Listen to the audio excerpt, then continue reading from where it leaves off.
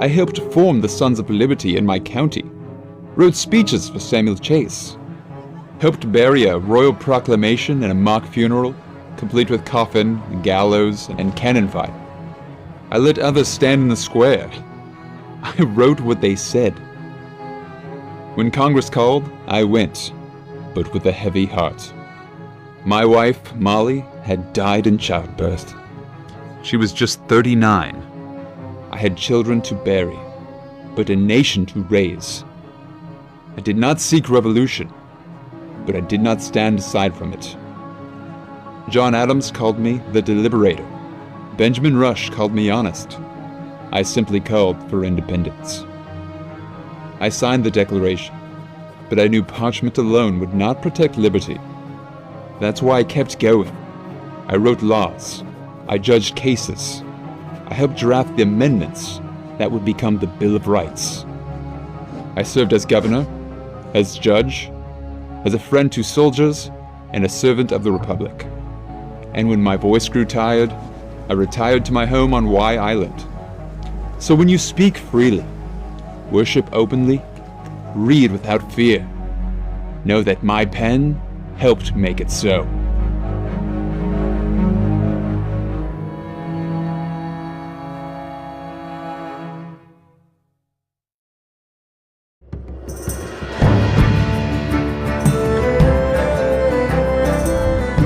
Good day, friend. I am George Reed, lawyer, legislator, and some say, proud father of Delaware. When I first counseled the Crown as Attorney General, I urged reconciliation, but when the King turned his back on our pleas, I joined the Congress in 1774. A diplomat at heart, I voted against independence at first. I hoped for peace.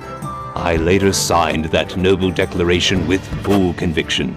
I wrote Delaware's first constitution, helped frame her laws, and stood firm in her defense when British troops seized my home and took my wife captive. I was on the run for 6 years, yet I did not waver. I was there in 1776 and again in 1787 to frame our new constitution. Small states like mine needed a voice. Delaware ratified the Constitution first, and I was proud to sign it. A nation was forming. I saw it clearly. Let no one fear the states. The people are with us. Now it is your turn. Guard the Republic well.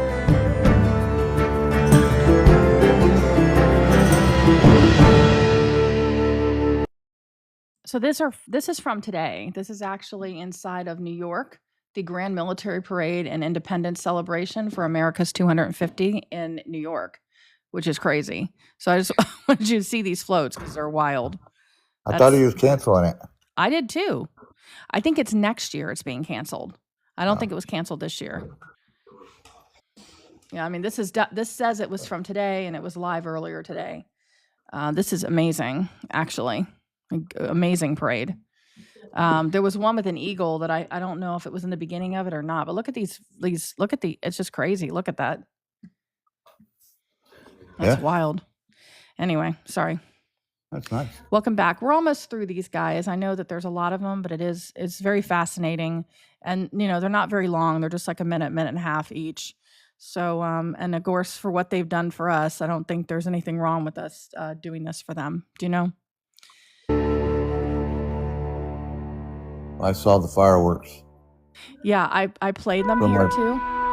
From my porch. Oh, that's awesome. Mine are still going on. I am James Wilson, immigrant, lawyer, and signer not just of one founding document, but two. I was born in Cascardew, Scotland in 1742. Our family, like many Scots, knew what it meant to be ruled by the English. But after I crossed the Atlantic, I vowed history would not repeat itself. Some family traditions must be broken. After I fell under the spell of the Scottish Enlightenment, I arrived in the colonies and studied law under John Dickinson.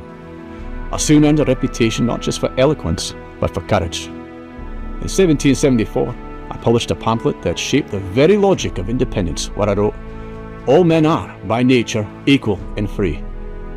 The following year, I entered Congress. In 1776, I cast my vote and signed my name for American independence. But I was not done. By 1787, many of us, including Washington, Hamilton, Madison and myself, knew the Articles of Confederation were broken. I was chosen for the Constitutional Convention. I spoke more than 140 times.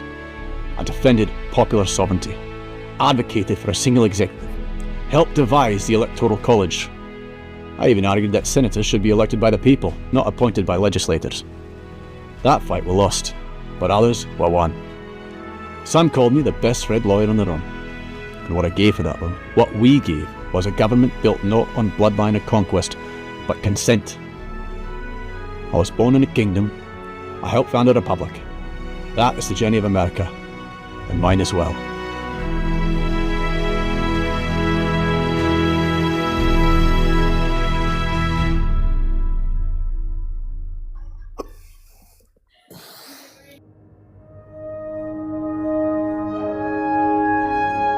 Hello, friend. I am George Wythe, teacher, jurist, signer of the Declaration, and the man Thomas Jefferson called his earliest and best friend. I was taught Greek and Latin at home by my mother, a Quaker who believed in justice, reason, and the dignity of all mankind. From her I inherited not land, but principle. Principle from which I shaped my life, as well as our country. I studied law and passed the bar at 20.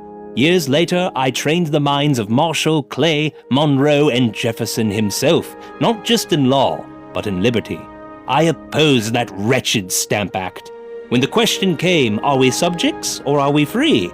I said plainly, we must declare ourselves a free people. After signing the Declaration of Independence in September 1776, I returned to Virginia, where I served as speaker, judge, professor, and reformer. I helped shape America's first law curriculum, and I freed my own slaves, writing in court, "Freedom is the birthright of every human being." I asked only one thing of my clients: tell me the truth. If they didn't, I gave their money back and sent them on their way. Though my life was lived in honor, it ended in scandal, poisoned by a greedy nephew I had tried to help. I left my books to Jefferson, I left my name to history. No statue was needed in my name. My monument was the law itself.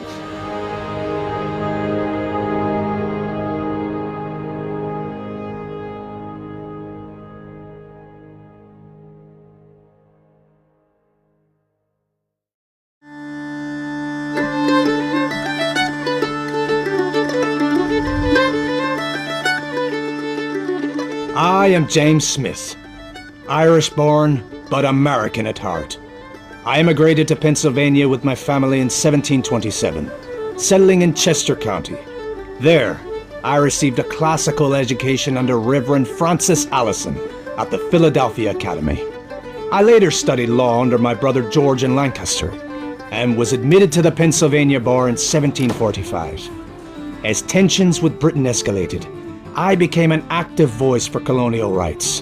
In 1774, I authored the essay on the constitutional power of Great Britain over the colonies in America, advocating for a boycott of British goods and the formation of a Continental Congress.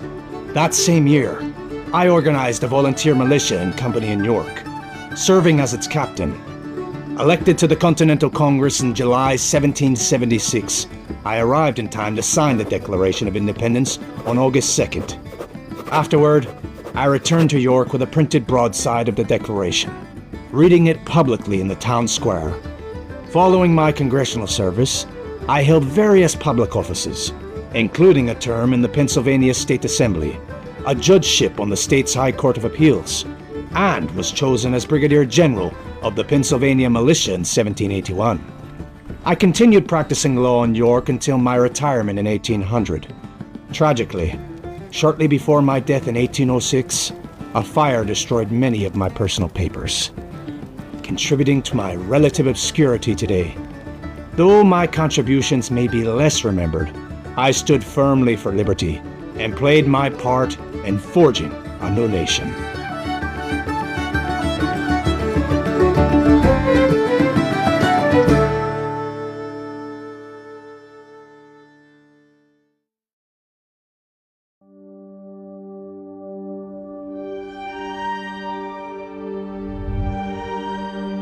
I am Stephen Hopkins of Rhode Island, a farmer's son, a shipbuilder, a judge.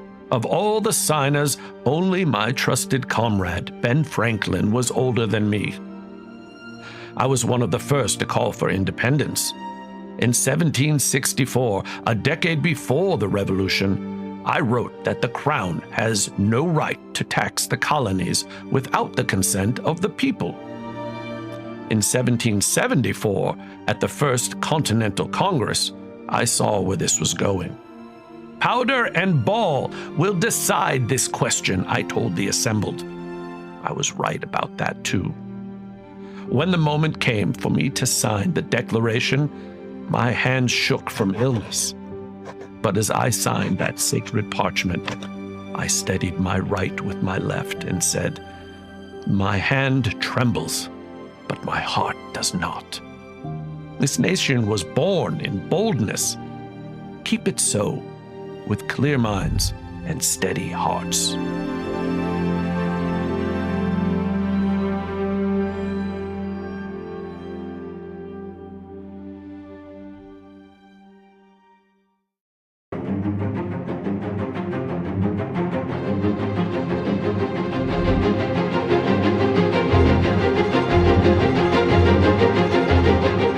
I'm a lawyer, a legislator, and a reluctant revolutionary. I am Thomas Stowe. I was born in Charles County, Maryland in 1743, a planter's son with a hunger for books. I studied the classics, then moved to Annapolis to read law under Thomas Johnson. He would become Maryland's first governor. I opened my practice in Frederick in 1764. In 1775, I went to the Continental Congress believing in peace and reconciliation. I wrote home, we must not move too quick.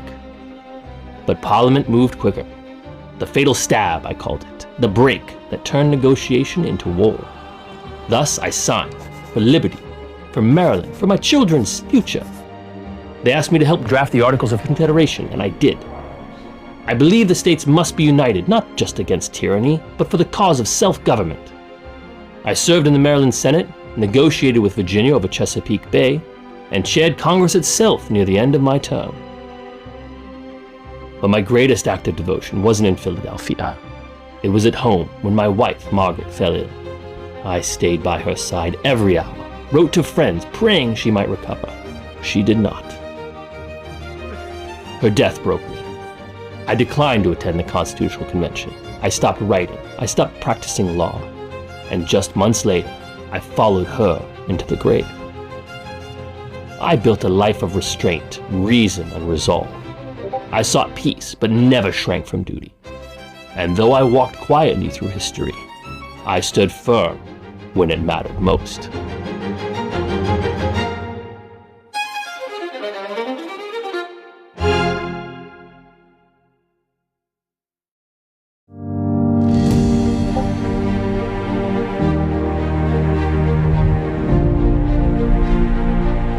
I am Benjamin Harrison V of Berkeley Plantation, known for my large size, my legacy, and my levity. I studied at William and Mary, where I met young men named Thomas Jefferson and Patrick Henry. But sadly, my education ended abruptly. A lightning bolt struck my home, took my father, my sisters, and with them, the future they imagined for me. So I returned to the James River. I ran the estate, built ships, bred horses, learned that storms come fast, and one better be ready to lead when they do. In Philadelphia, I roomed with my cousin, George Washington. As chairman of the whole, I helped steer the Congress through our stormiest debates. On July 1st, they handed me Jefferson's draft. I read it aloud.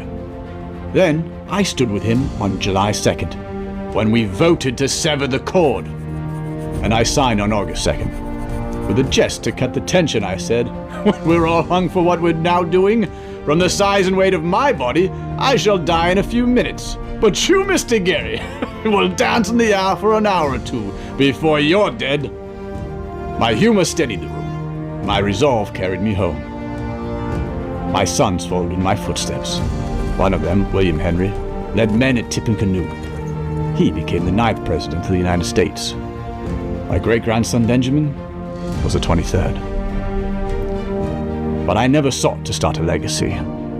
I only sought liberty.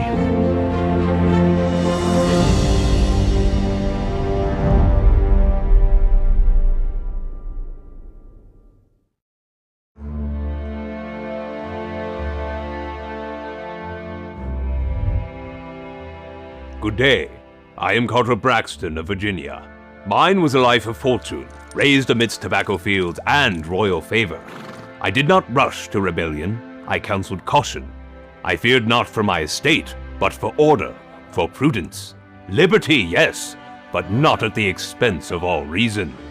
In those days, men like Mr. Adams called for democracy unbridled. I answered him in print and in principle with my own vision.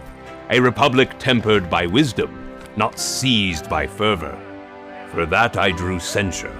Whispers rose of loyalist ties, of divided loyalties, and so I was cut from the Virginia delegation, my service in Congress made brief and politically fraught. Yet mark this well. I was there on July 2nd, and though I did not clamor like Adams, nor thunder like Henry, I cast my vote for independence. And days later, I affixed my name to the Declaration, knowing full well what such a signature might cost. The war would claim my ships, my fortune, even my home. But I did not shrink from duty. I returned to Virginia, served in her House of Delegates, her Council of State, and counseled even Patrick Henry, whom I once opposed. Some called me cautious, some aristocratic. But let it be said, I stood for peace when peace might still be kept, and for liberty when peace could no longer be bought. Though my time in Congress was stormed by criticism and short in season, I did what history demanded. I pledged my sacred honor and kept it. My name stands among the founders not by accident, but by choice.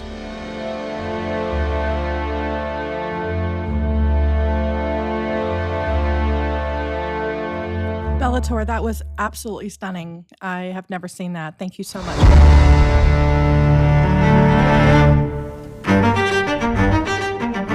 I'm George Taylor, Irish by birth, servant by circumstance, and American by choice. I crossed the Atlantic in 1736 with little more than the clothes on my back. I came to Pennsylvania as an indentured servant, 20 years old, no wealth, no title, just iron dust on my hands and hope in my heart.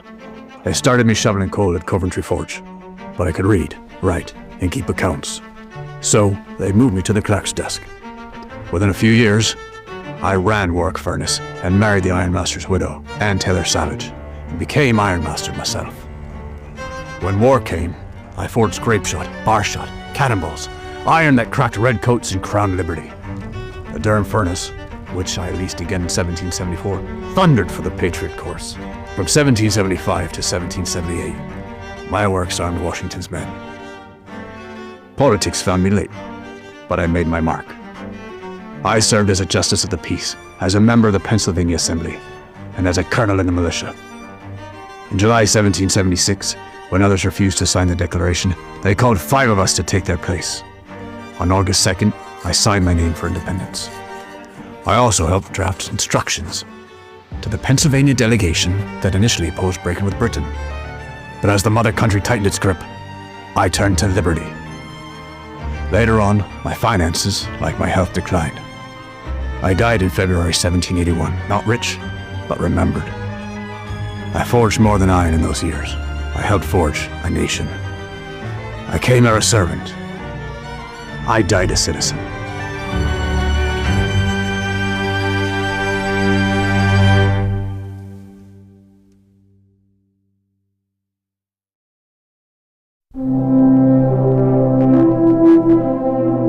I am Philip Livingston of New York, the delegate who helped found what would become Columbia University.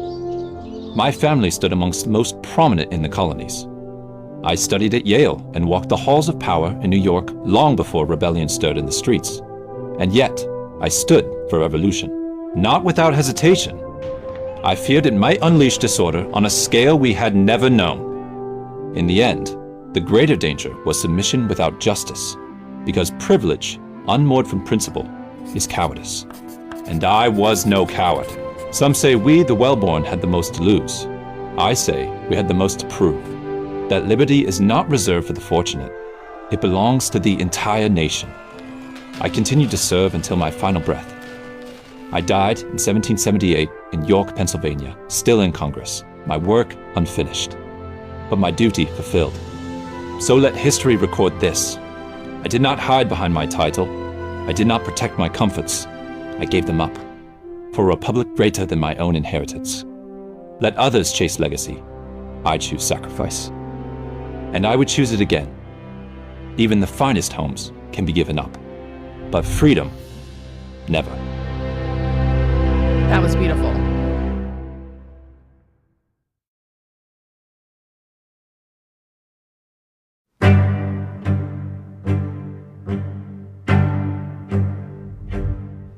I am Thomas Nelson Jr., soldier, signer, governor, and debtor to liberty. Born in Yorktown to privilege and pedigree, educated at Eton and Cambridge, I returned home in 1761, already elected to the House of Burgesses, before I'd even disembarked from the ship. I joined the Assembly just as Parliament tightened its grip on the colonies. When they shut down Boston Harbor, I sent supplies. When Lord Dunmore dissolved our legislature, I led a militia. I even hosted a Yorktown Tea Party of my own, 2 half chests into the river.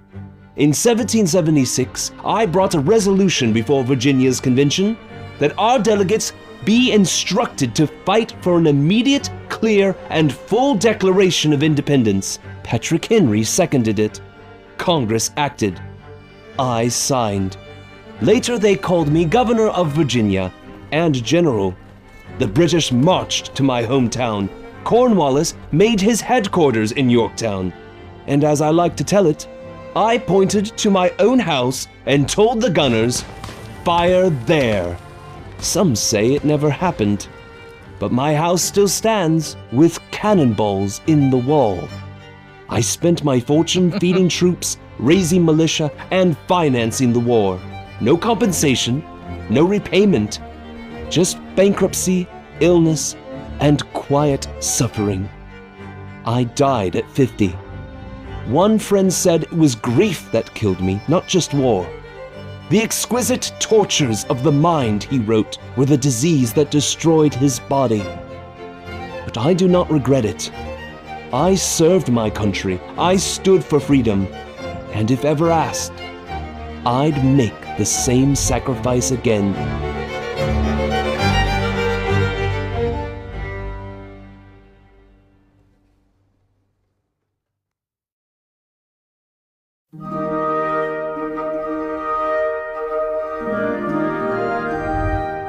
Good day. I'm Samuel Huntington of Connecticut, farmer's son, patriot, and servant to this young republic. I was not born to fortune or favored with much schooling. My learning came by candlelight, with borrowed books and hours rested from the plough. Taught myself the law and earned my place in court not with flair, but with quiet industry. When the Parliament's cruelty grew intolerable, I left my post as King's Attorney and answered the call of liberty. In 1776, I took my seat in Philadelphia and cast my vote for independence. I was no orator, but I labored earnestly. My peers found in me a steady hand. When John Jay departed for Spain, I was chosen to preside over Congress. It fell to me to shepherd the final ratification of the Articles of Confederation, our first national charter.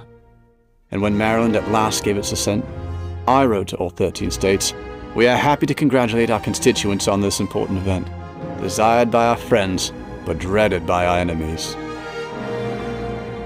So began a new government, and I guided our union through fragile beginnings. Over 2 centuries later, I would be officially recognized as the first president of the United States in Congress assembled. When illness forced me to resign, I returned to Connecticut to govern once more. I saw our state through its birth into the new republic and helped ratify the Constitution that would carry us forward. I was not crowned, I was faithful, and I am content to have helped a nation stand.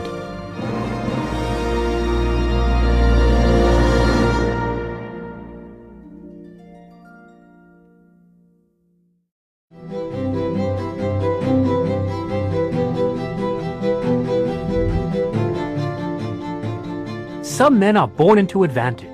I was not. I am George Walton, orphan, carpenter's apprentice, colonel, governor, and one of George's voices for independence. My master gave me no candle to read by, so I made my own light, collecting pine knots by day and burning them by night. That smoke stung my eyes, but still, I could see enough to carve out a future. I studied law in Savannah, and when tyranny crept into Georgia by Crown and Council, I met it not with silence, but with action. We raised a liberty pole outside Tondi's Tavern and declared ourselves ready to stand with the other colonies. Georgia was reluctant to join, but I helped push her forward. In 1776, I took my seat in the Continental Congress, and when the vote came, I signed. I was a man who had built himself, and later was now helping to build a country. Later, I received a colonel's commission. At the fall of Savannah, I was wounded, thrown from my horse, and captured by the British. After I was released, I was elected to Congress 6 times, senator once, and appointed Chief Justice of Georgia as well as governor twice. I shaped the capital of Georgia, laid out Augusta's streets, built its courthouse, jail, and school. I founded Richmond Academy and saved land for college. Not bad for a boy who was once denied a candle.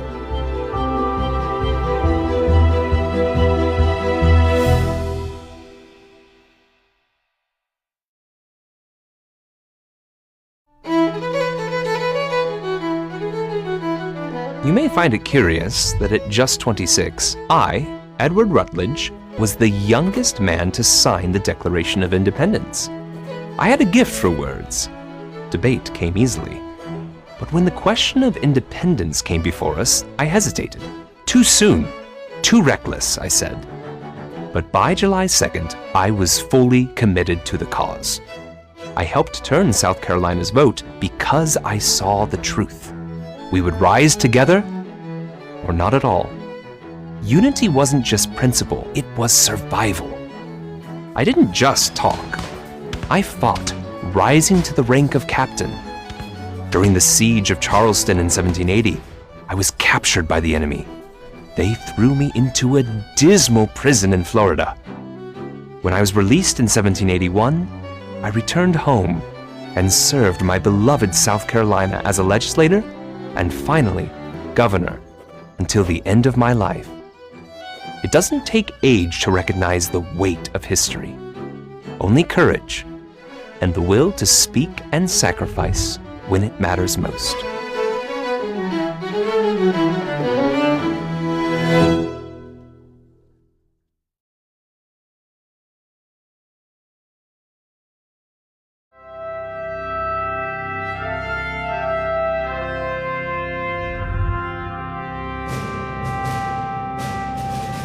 I am Charles Carroll of Carrollton, the wealthiest of the signers and the last to survive.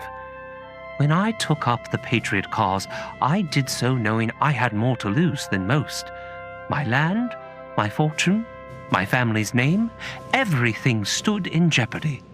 But liberty, once awakened, demands no half measures. As the only Catholic to sign the Declaration, I knew both persecution and principle. I signed it as Charles Carroll of Carrollton to let it be known who I was and that I fully supported this cause. No ambiguity. I risked it all, not for reward, but for a free republic. The question is not what I gave, but what will you?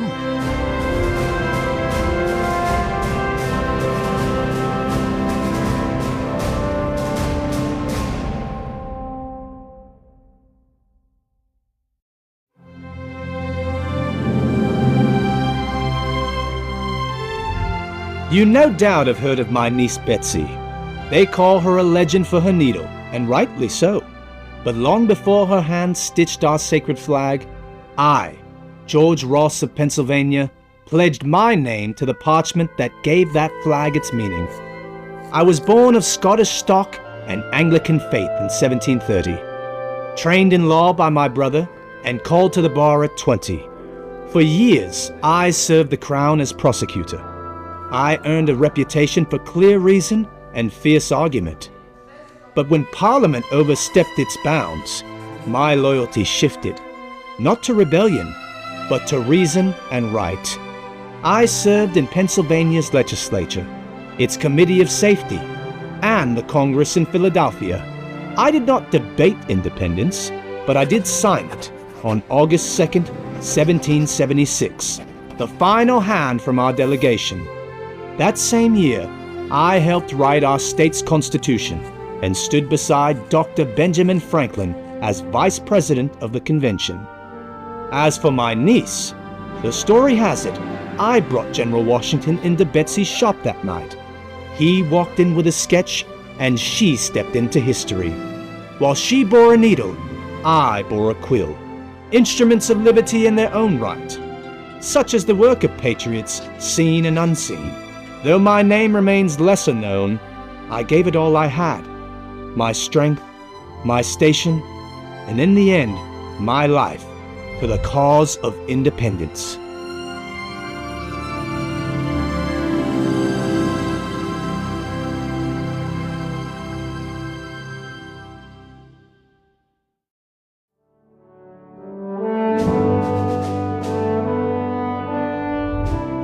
I am Thomas McKean of Pennsylvania, though Delaware first called me to public service.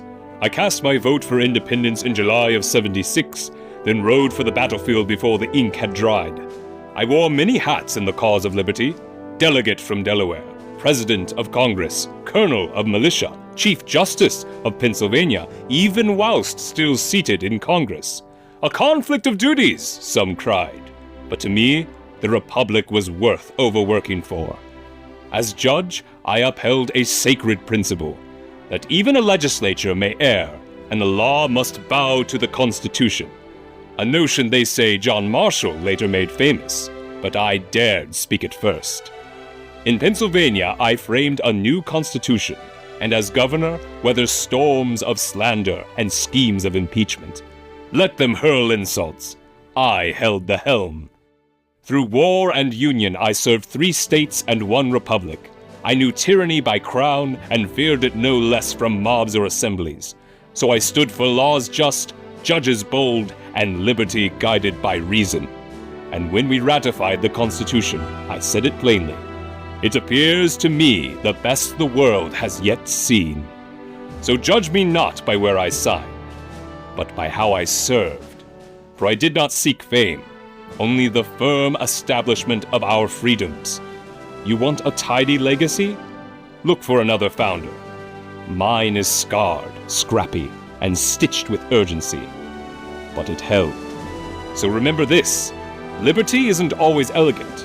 Sometimes it's loud, exhausting, demanding, and sometimes it's held together by people who don't wait to be asked.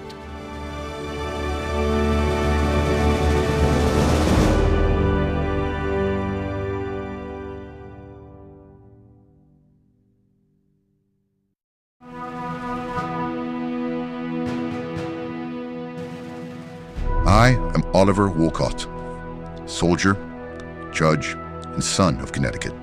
I was the 14th of 15, raised on Northern strength and Puritan discipline. When the War for Independence came, I answered both callings, serving in Congress by pen and on the battlefield by sword. I wrote, in 1776, a final separation between the countries I consider unavoidable. I was not in Philadelphia on July 4th. Illness kept me away. But on July 9th, I was in New York City when General George Washington read the Declaration to his troops. In the aftermath, I witnessed the King's statue at Bowling Green being toppled by patriots. What was left of the statue was moved to my orchard back in Litchfield. There, we melted the lead into bullets. Over 42,000, they say. My wife and children helped forge them. We took a symbol of tyranny and turned it into ammunition for liberty.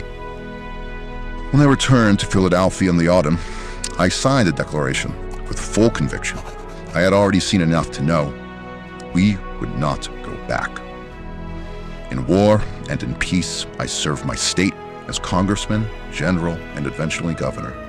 But I never forgot that moment in my orchard Even now, I believe what we tear down must serve to build something better. Let your hands be ready for labor and liberty both.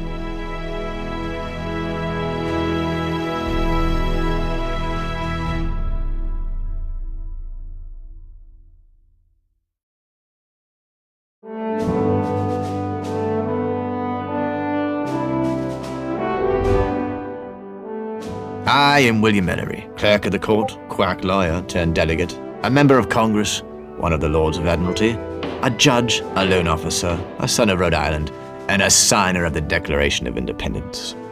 I came to Congress because I could not stand idle while liberty was put in chains. I was no stranger to risk. I knew that putting my name on that parchment might cost me everything. And it did. The British torched my home in Newport, leaving nothing behind. Still, I counted the cost worth paying. For to do good in public life, one must dare to be disliked. My signature was written in an elegant secretarial hand, meant to be read plainly and remembered. I might have been short in stature, but I stood tall for liberty. I did not stop at signing. I served in Congress for over a decade, sat on more than 30 committees, and labored day and night to shape the soul of a new republic. I was also known for my love of epigrams, short poetic truths with sharp edges. Resolved to serve no man more faithfully than your country. At home I sired 17 children, outlived 2 wives, and by Providence's favor lived well into my 90s, one of only 3 signers to do so. We pledged our lives, our fortunes, and our sacred honor. That wasn't poetry, it was a promise. The republic we built was fragile then. It still is. Remember, freedom once tasted is never forgotten, even in chains.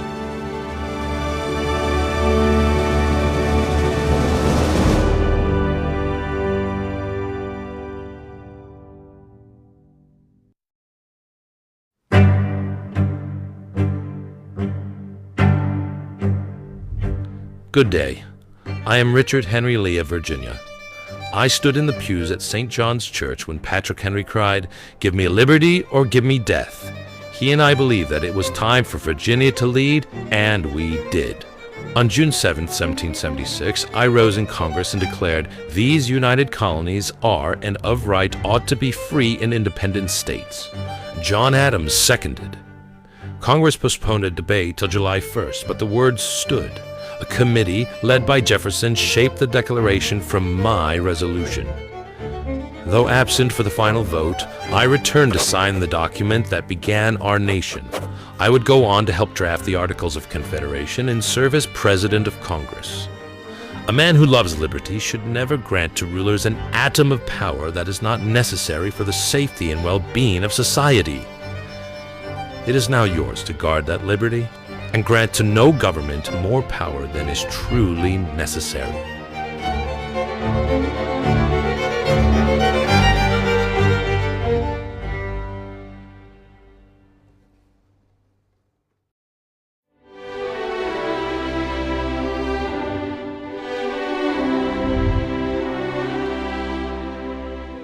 My name is William Floyd. I was born on Long Island near the edge of the sea. When my father died, I was barely in my 20s, and the land became my charge. From it, I raised crops, cattle, and character. Could not stand idle while Parliament taxed and ruled us like children across an ocean. By the time I signed the Declaration of Independence, I was 41 years old, a husband, a father, and a general in the militia. Knowing the cost, I signed anyway. Gotta go. Love you guys. Just before we signed the Declaration, Happy Ford. a nervous delegate said, "Floyd, if we get our next to the noose for this, you'll kick half an hour after I'm quiet." I reckon he was right. I was built for hard work and hard battles. Shortly after the British invaded Long Island, they took my home. My wife and children fled under threat of fire and sword. But we did not yield. I took up command in the militia, rose to Major General, and helped carry the war forward. My family, like this country, endured, rebuilt, and reclaimed what was lost.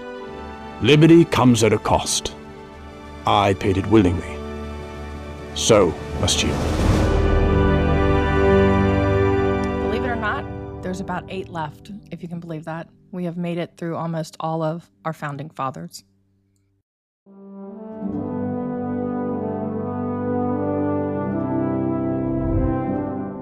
My name is Button Gwinnett. Yes, friend, that is my real name. I am one of only 8 signers of the Declaration of Independence not born in North America. But I gave my voice, my loyalty, and my life to America. Because this great land of opportunity gave everything to me. I was a leading citizen of Georgia and helped write the state's constitution. During the Revolution, I sought command of Georgia's battalion. But much to my dismay, that commission went to Lachlan McIntosh. From that moment, we were rivals. He mocked me in public, called me a scoundrel and a lying rascal. So I did what honor demanded. I challenged him to a duel. 12 paces, 2 shots. He lay wounded. I lay dying. Upon news of my death, fellow signer Lyman Hall wrote this about me. His whole attention, influence, and interest seemed riveted to liberty. I died for honor, but I lived for independence.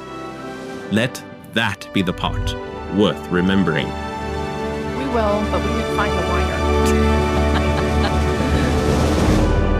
There's always one.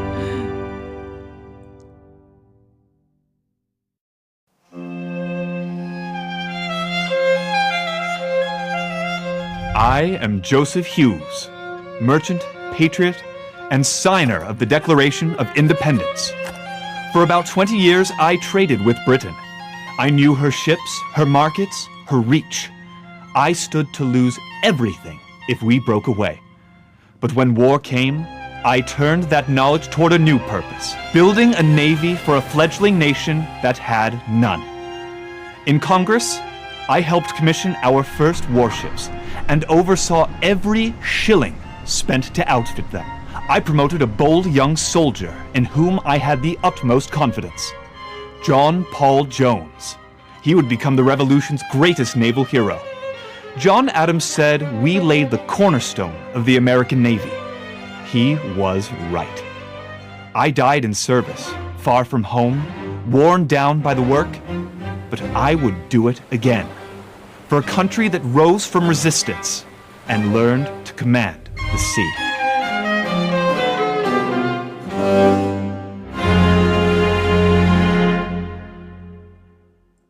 He may have reincarnated as Stephen Miller, just saying.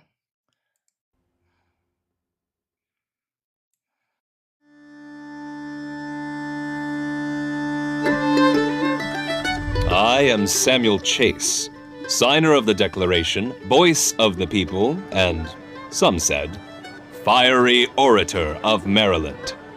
The British taxed us without our say. I saw firsthand how Parliament twisted power into profit.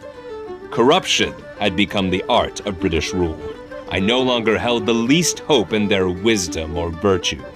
I declared our only reliance must be on God and ourselves.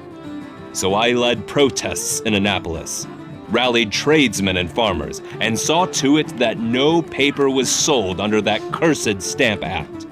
When the call for independence came, Maryland hesitated. I rode to every county, stirred the hearts of men, and returned with full authority to cast our vote for liberty.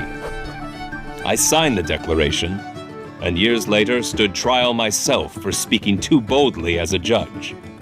But I never bowed, and I never will. Let that be your inheritance.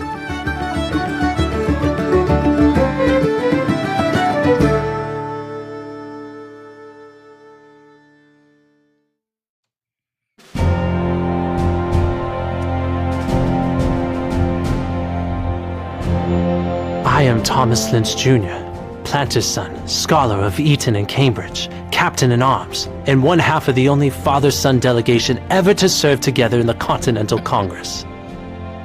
I was raised for a different life, refined, learned, proper.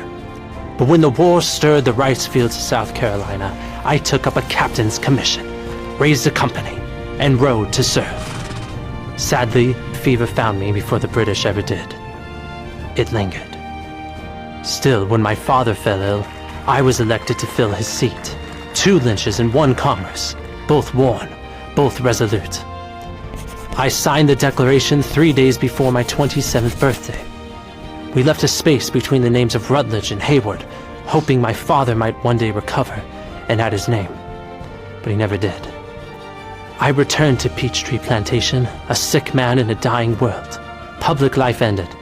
My lungs, heart, and strength never came back. So in 1779, the doctors told me to sail to Europe for healing. My wife and I set out by sea, but we were never seen again. I had no children. I left only a name. And in my will, I guarded that name. Let no man inherit my land who does not bear it proudly. Lynch and no other.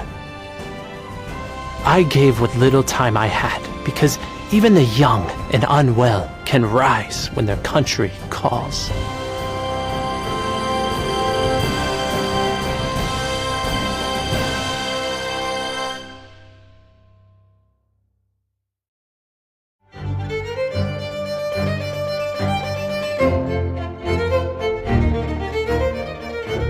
Welcome. I'm Robert Morris, merchant, patriot, and steward of a revolution that nearly bankrupted me, but never broke me. When I arrived in America at 14 from Liverpool, I had no family but ambition. By the time war stirred these colonies, I'd built a thriving mercantile empire, and when liberty called, I answered. I did not vote for independence on July 2nd. I feared chaos. When the time for the vote came, I left the room so that independence could pass without my dissenting vote. But once committed, I signed with resolve. It is the duty of every man to act in whatever station his country may call him to in times of distress. My country called, I answered. I helped found our Navy, launched our first national bank, and poured my own fortune into Washington's army. At Yorktown, when the troops needed pay, I paid them. They called me the financier of the revolution. I simply did what had to be done. Freedom has costs. I bore them. Now what we so dearly bought is for you to keep.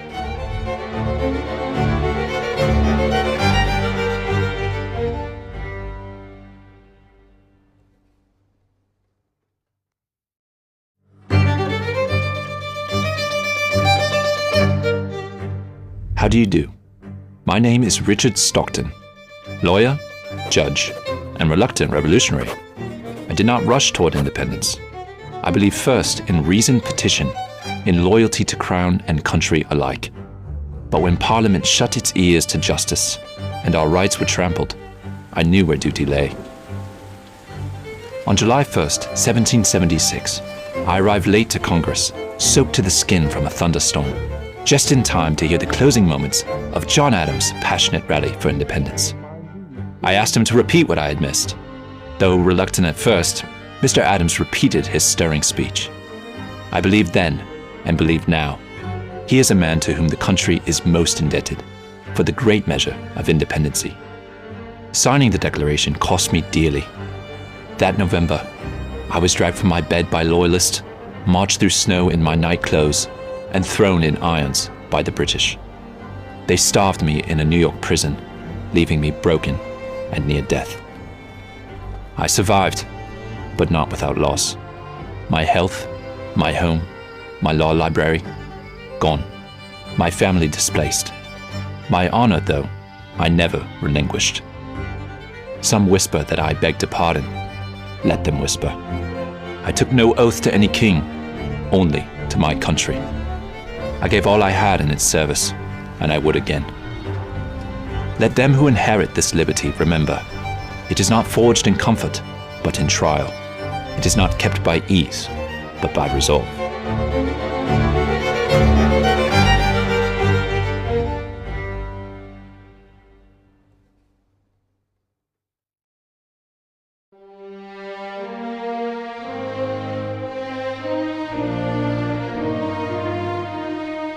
I am Caesar Rodney of Delaware, sheriff, soldier, and the man who rode through a thunderstorm to cast a single vote. John Adams called me the oddest-looking man in the world, but he said there is sense and fire, spirit, wit, and humor in his countenance. I'll take that kindly. On July 1st, 1776, Delaware was split. One for independence, one against. I was 80 miles away and ill, but needed. So I rode through the night, and on the morning of July 2nd, still wearing my riding spurs, I broke the tie. That day, Delaware joined the cause. This nation was not built by perfect men, but by committed ones. Be the kind of person who rides through the storm.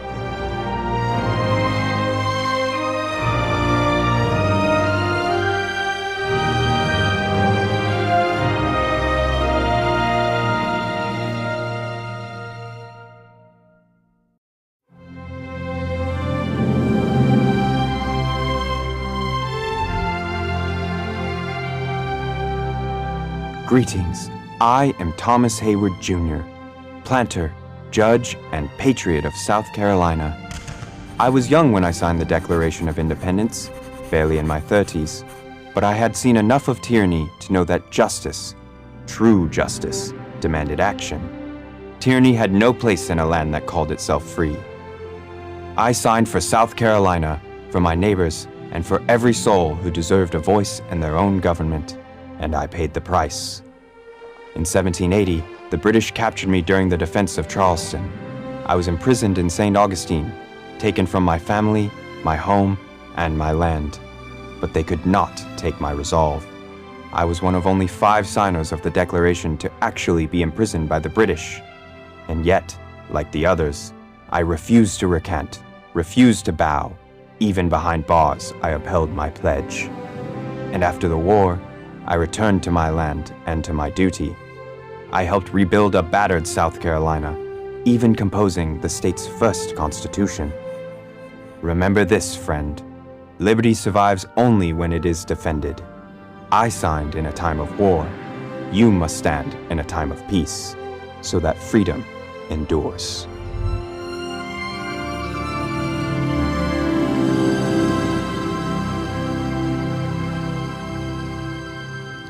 And that is it, guys. You've gone through every single one of our founding fathers.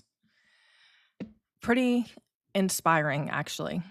It quite literally makes you want to basically go straight back to fight the bullshit here in the United States immediately. How dare anybody try to take this freedom from us?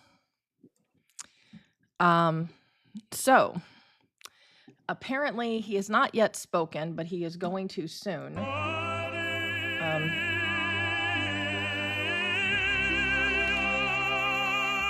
This is at the event that's finally happening.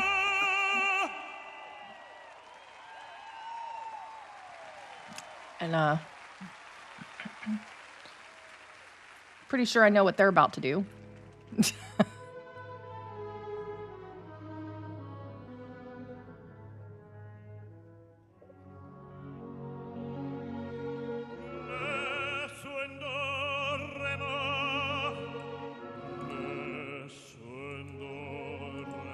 Maybe not yet. So, what did you guys think?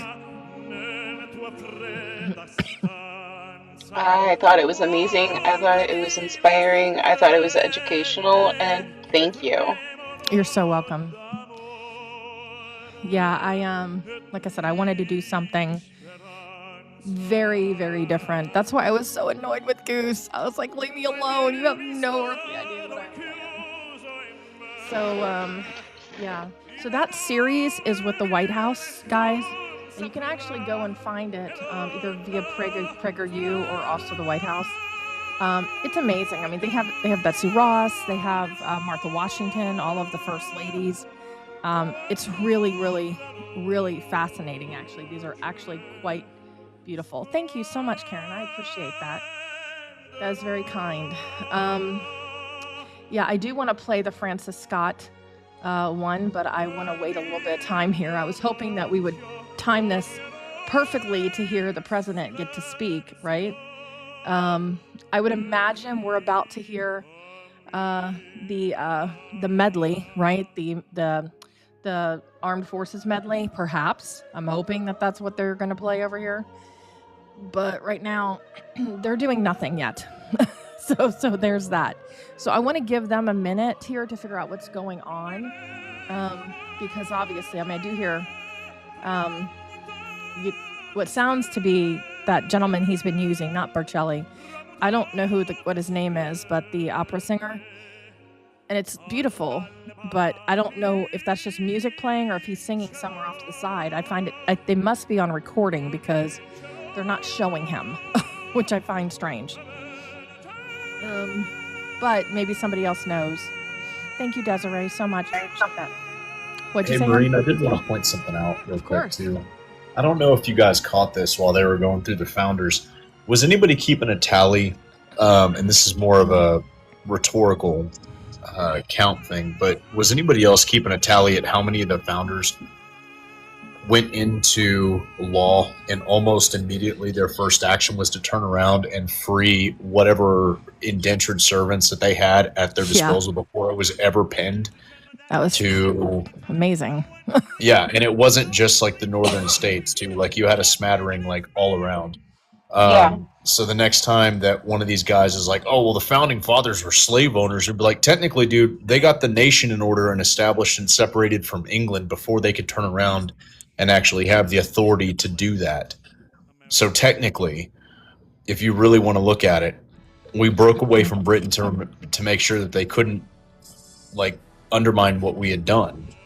And then they turned around and their rationale was even penned before or just after the signing. It's like, why should I declare freedom with all my competition? Why should I declare freedom for myself and then withhold it from others? You know? Absolutely.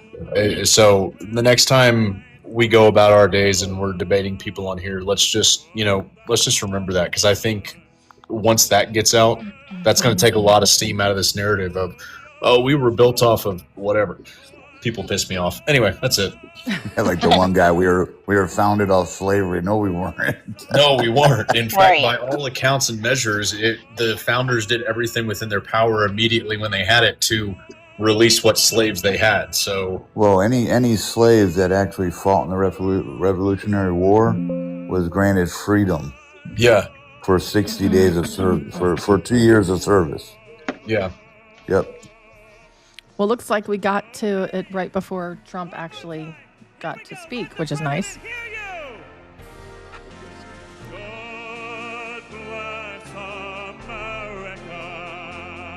Very cool.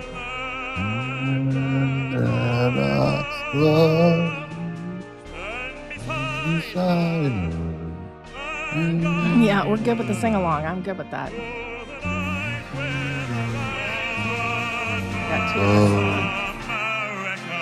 There we go. That sound is better.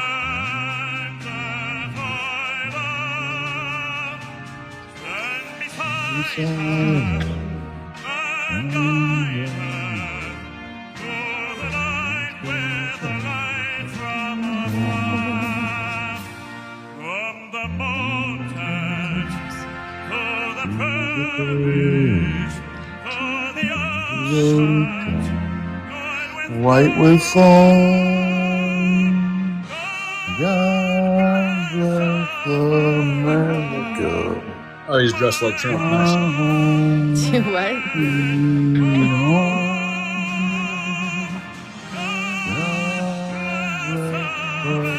America.